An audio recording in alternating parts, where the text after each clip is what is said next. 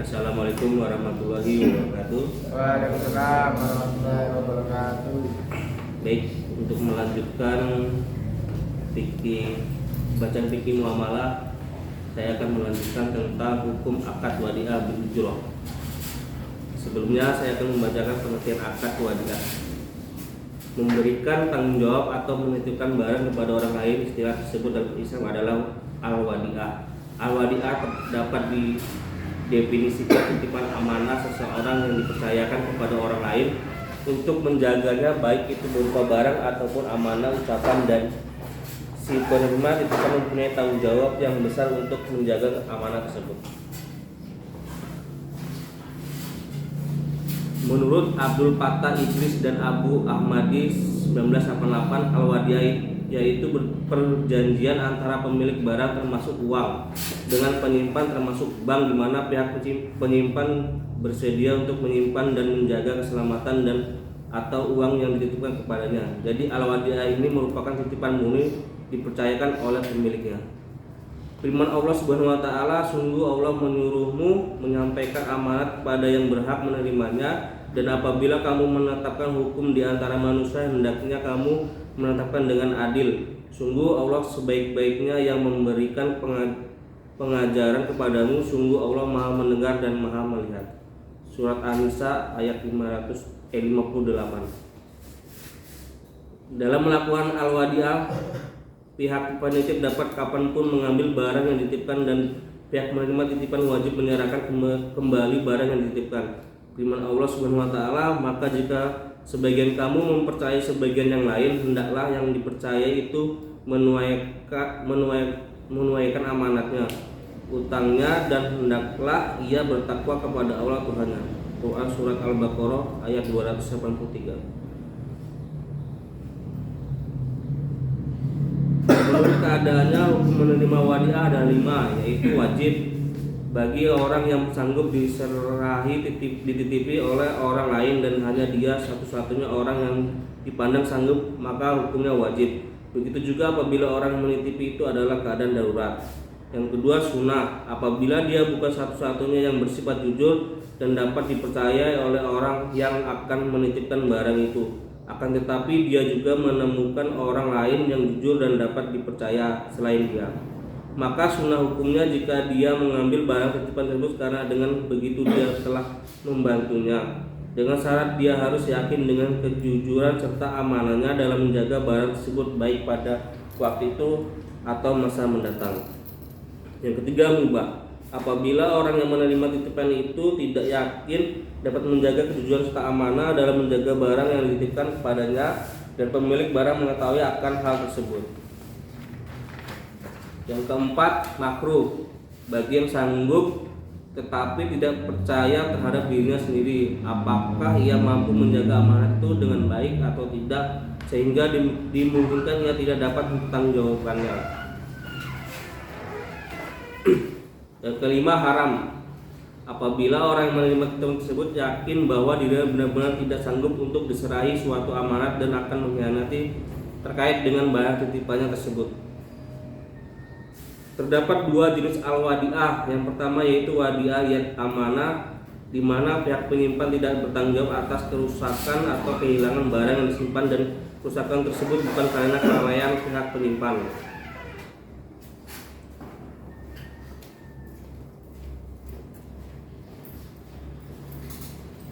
Yang kedua yaitu al-wadi'ah yad damanah, di mana pihak penyimpan dapat memanfaatkan barang yang dititipkan tanpa izin dari pemilik barang tersebut, tetapi pihak menyimpan bertanggung jawab atas kerusakan atau kehilangan barang tersebut. Berdasarkan penjelasan di atas, seharusnya dalam melakukan al-wadi'ah atau penitipan barang kepada pihak penyimpan tidak menyebabkan munculnya hukum keadaan yang haram. Orang yang dititipi barang dititipkan bertanggung jawab untuk menjaga barang tersebut dan memiliki kewajiban ganti rugi apabila kerusakan atau kehilangan disebabkan karena kecerobohan pihak penyimpan. Setelah memahami pentingnya peran akad dalam perbankan syariah, melanjutkan pembahasannya dengan mengetahui tentang pengertian wadi'ah. OJK menjelaskan bahwa pengertian wadi'ah mengacu pada akad tentang penitipan barang atau uang. Dengan kata lain, wadiah adalah sebuah aktivitas yang mencakup tentang penitipan barang.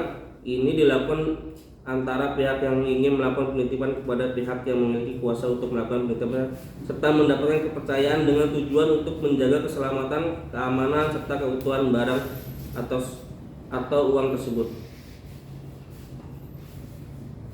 Selain menjaga akad, pengertian wadiah juga dianggap sebagai sebuah prinsip dalam menjalankan aktivitas perbankan syariah, sebagaimana yang ada diketahui bahwa bank secara umum beroperasi sebagai lembaga penghimpunan dan penyaluran dana untuk masyarakat. Bank syariah memiliki tujuan untuk menunjang pelaksanaan pembangunan nasional, untuk mendukung peningkatan keadilan, kebersamaan, dan pemerataan kesejahteraan di kalangan masyarakat berdasarkan dana yang dihimpun dan dikelola. Terkait pengertian wadiah sebagai prinsip, Anda perlu memahami bahwa akad wadiah merupakan salah satu akad yang perlu disepakati dalam penghimpunan dana masyarakat di bank syariah. Operasional penghimpunan dana yang dilakukan dapat berbentuk giro, tabungan, serta deposito. Berdasarkan fatwa yang dikeluarkan oleh Dewan Syariah Nasional Majelis Ulama Indonesia DSN MUI nomor 2 DSN MUI nomor 4 tahun 2000 tentang tabungan, dijelaskan bahwa tabungan yang dibenarkan yaitu tabungan yang berdasarkan prinsip mudharabah dan wadiah.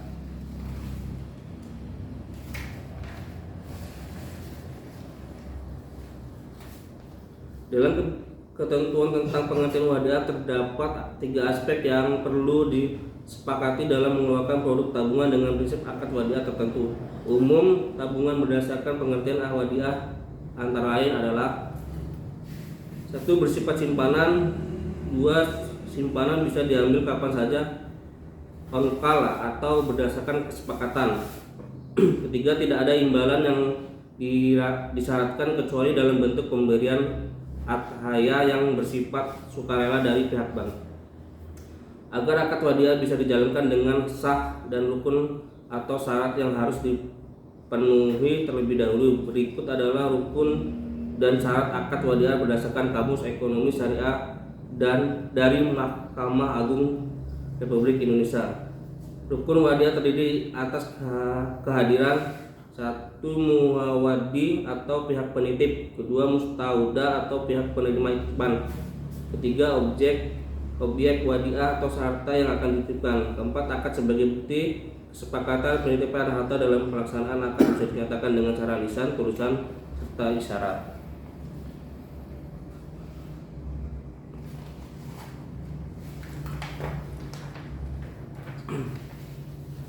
Penjelasan hukum wadiah.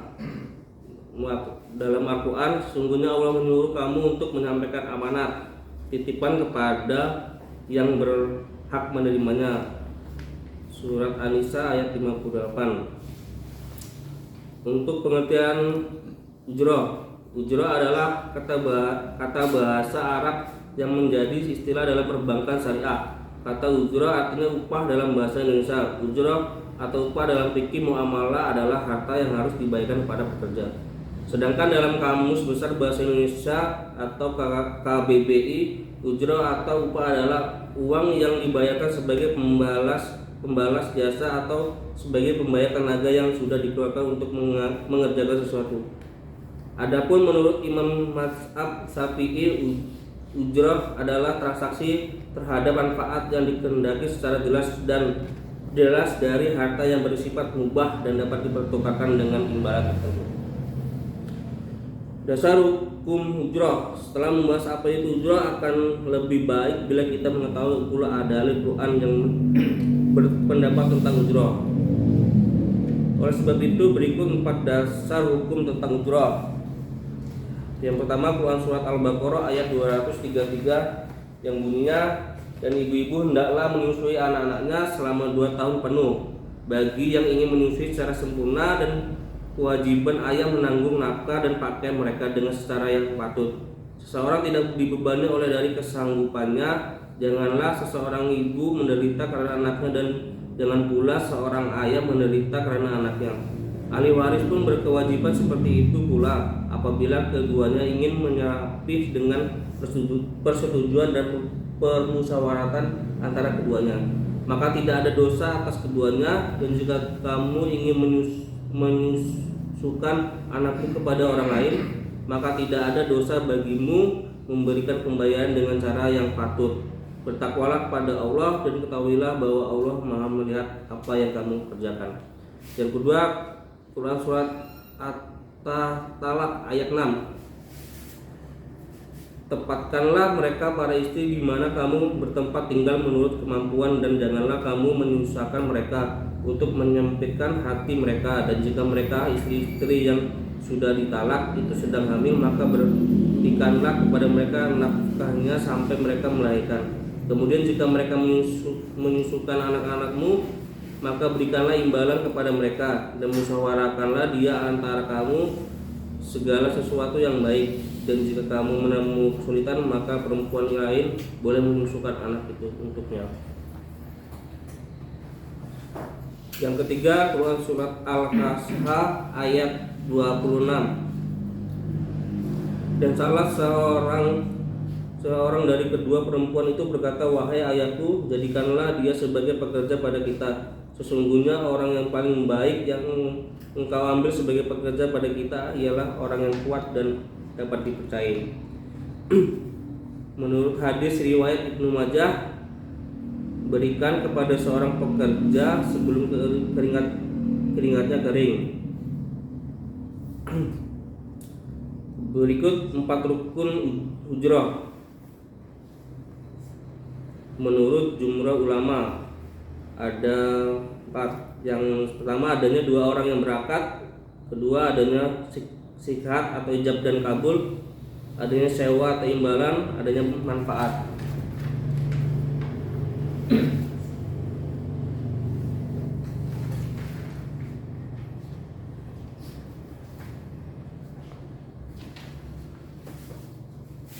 Sedangkan untuk syarat berikut 8 syarat ujrah yang harus dipenuhi menurut ulama.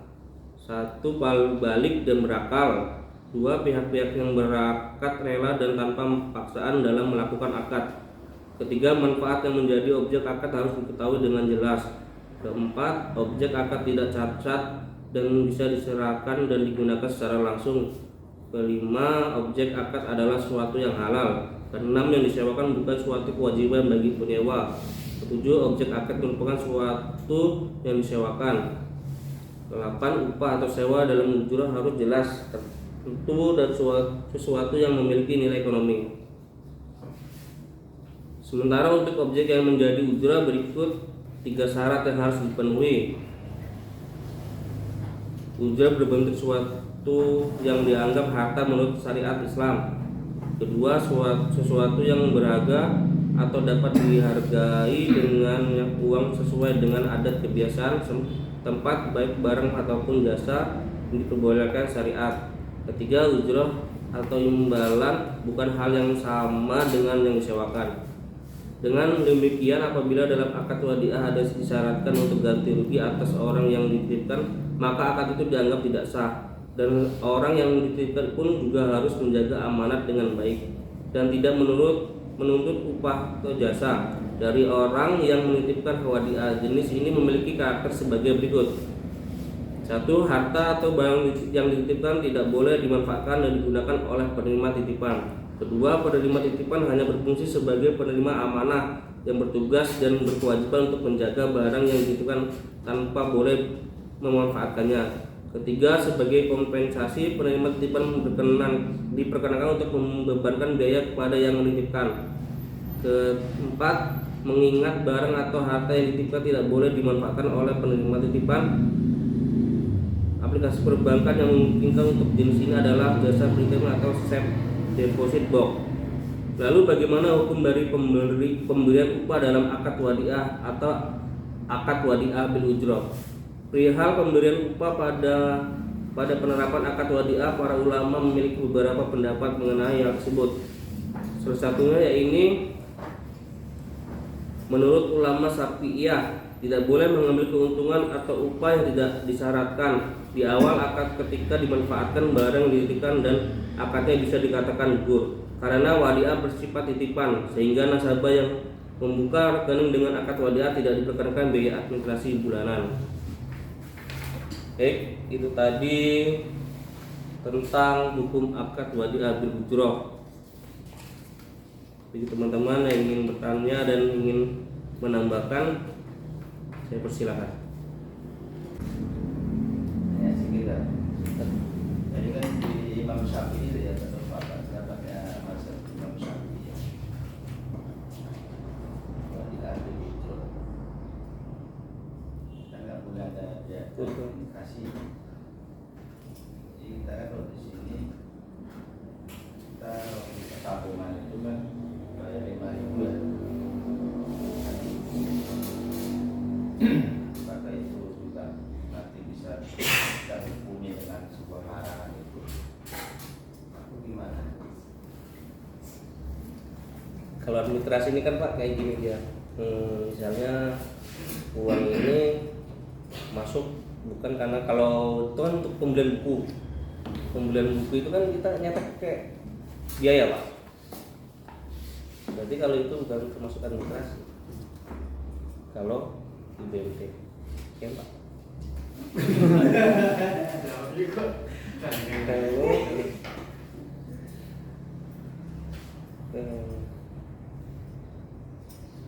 Kalau yang administrasi itu kan dikenakan biaya administrasi. Terus itu bulanan, berarti pemotongan tabungan. Pemeliharaan buku tabungan itu enggak. Kalau di bank konvensional pemotongan ATM, pemotongan 5.000 setiap bulan, itu untuk pemeliharaan ATM. Kalau di kita kan cuma beli buku, bahasanya pengganti uang buku, bukan administrasi. Boleh lah ya. Ya, Boleh ya. boleh lah kan beli buku.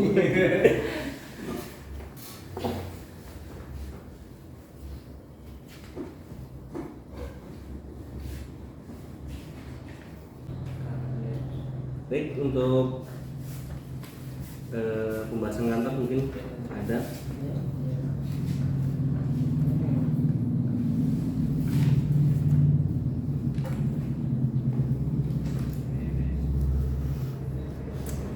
Baik, jika tidak ada saya tutup. Dan kurang saya minta maaf. Wabillahi taufiq wal hidayah. Wassalamualaikum warahmatullahi wabarakatuh. Waalaikumsalam warahmatullahi wabarakatuh.